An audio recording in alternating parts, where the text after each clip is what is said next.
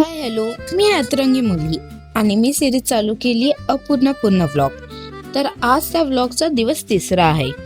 तर चला बघूया आज मी काय काय केलंय, ऐवजी मी काय काय खाल्लंय हे बघूया.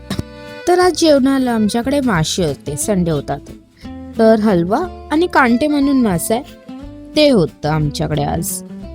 मग मी नील सोबत थोडी मस्ती केली. हा खूप मस्तीखोर आहे आणि त्याच्याबरोबर मस्ती करत होती म्हणून हा लव पण आला. जेवण झाल्यावर आम्ही आईस्क्रीम खाल्लं.